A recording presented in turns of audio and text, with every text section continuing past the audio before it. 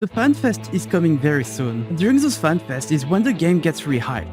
We get to see teasers of what to expect, we get to know the new expansion name, and we get to see the new classes being teased. More often than not, Naoki Yoshida, my dad, was the shot to tease one of the new classes without saying what it is until later, and so I wanted to share what I think could be the next classes in FF14. Of course it very likely isn't, but I think it's fun anyway. On July 19th of 2016, FF14 launched the patch 3.35, which released the first ever deep dungeon, the Palace of the Dead. Its story resolved around Nibeth of the Lord, which supposedly comes from another game, Tactics Ogre Let Us Cling Together. Nibeth was a man who served the kingdom of Galgastan and ended up going to an ancient dungeon on the island of Exeter, the Palace of the Dead, which was known as a prime location for the study of necromancy. Though I will probably talk more in depth about it in another video, but when you go through the Palace of the Dead, you can fight him and he revives corpses to attack you. If you somehow manage to make the achievement of beating Palace of the Dead floor 1 to 200 without dying once in solo, you can get the title of the Necromancer. So I always thought it would be really nice to see it as a class one day, just like,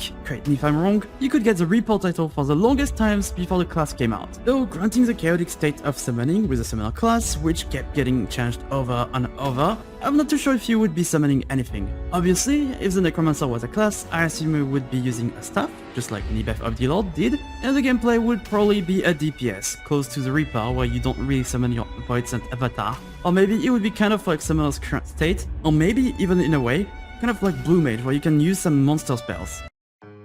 The next one is something I completely forgot about, but a friend reminded me of it indirectly. In Stormblood, when you go through the Swallow's Compass, you can see some monsters using a bell, and they kind of stand out from regular monsters. The Swallow's Compass became a holy place of pilgrimage after the death of Ganon. I know it's just lore stuff, but it's important, okay? Ganon is very important here, because not only is he the founder of Doma, but he is also the founder of Geomancy. This is why in the dungeon, you get to see a lot of Geomancer monsters, and you can also see a statue of Ganon.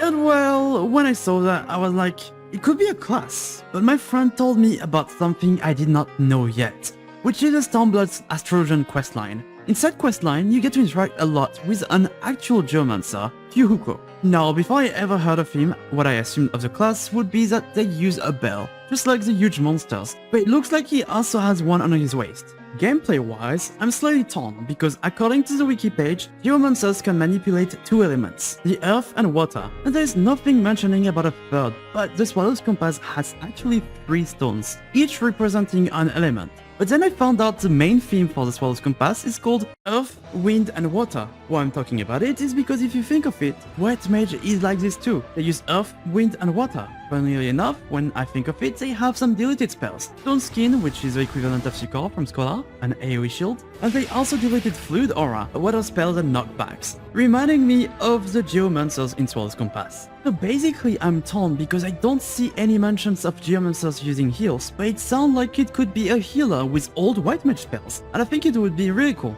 But at the same time, it gives me a vibe of a support mage, kind of like Bard or Raid Mage. I think I would still be pretty happy either way if it's a healer or a DPS. Watch it be a tank.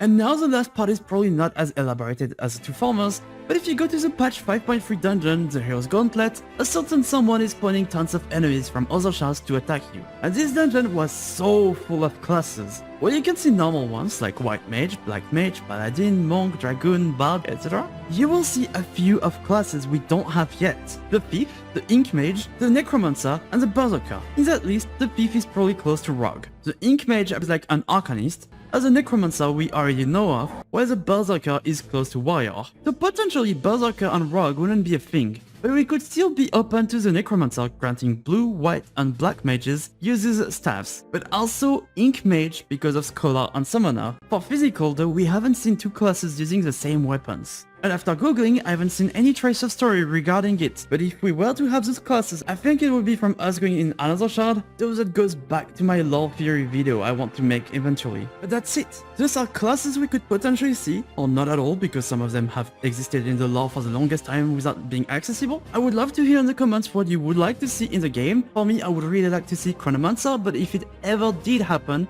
it would probably be called Time Mage, which is not as cool. If you made it to the end of this video, first, thank you so much. Second, please like it and subscribe to my channel. I would really appreciate it. Thank you. Have a great day. See you. Bye.